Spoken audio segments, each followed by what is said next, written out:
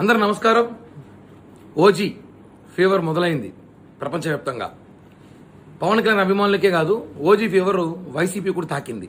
కాబట్టే తాడేపల్లి ప్యాలెస్ నుంచి అన్ని జిల్లాల్లో ఉన్న వైసీపీ అభిమానులు కూడా ఓజీ ఫీవర్తో వణుకుతున్నారు. ఇందాకే మాజీ మంత్రి, మాజీ ఎమ్మెల్యే అంటే ఆయనే అంబటి రాంబాబు, ఆయన శాఖ మీద అవగాహన లేదు, పట్టు లేదు. ఆయన నియోజకవర్గం మీద, ప్రజల మీద ప్రేమ లేదు. కానీ పవన్ కళ్యాణ్ గారి అభిమానులు అంటే చాలా ప్రేమ ఉంది. పవన్ కళ్యాణ్ గారు అన్న భక్తి ఉంది ఆయనకి. ఆయన కూడా భక్తుడే.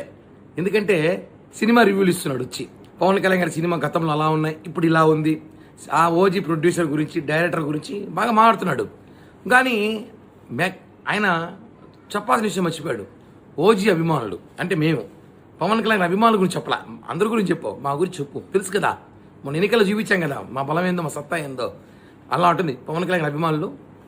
అరాచకం ఓజీ ఈసారి సినిమా రివ్యూలు ఇచ్చుకునే స్థాయికి మీరు పడిపోయారంటే ప్రజలన్నీ చూస్తున్నారు.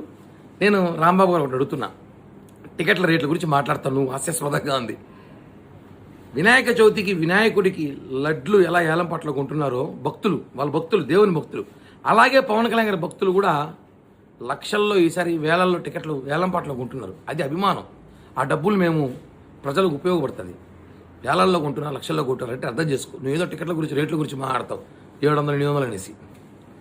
ఆయన కోసం ఆయన భక్తులు ఎంత ఆకిన వెళ్తారు, ఏమైనా చేస్తారు. అది పవన్ కళ్యాణ్ గారి ట్రెండ్ సెట్ చేస్తారు. ఆయన ట్రెండ్ ఫాలో అవ్వరు. ఇప్పుడు ఈ టికెట్లు ఏలం పడని దేశంలో నంబర్ 1 మేమే అనుకుంటా. కాబట్టి తెలుసుకో, నీకు కూడా సినిమా ఇప్పుడు చూడాలని తహతాలు ఆడుతున్న సంగతి నాకు తెలుసు. రేపు టికెట్ పంపిస్తున్నా, ప్రీమియర్ షోలో కలుద్దాం.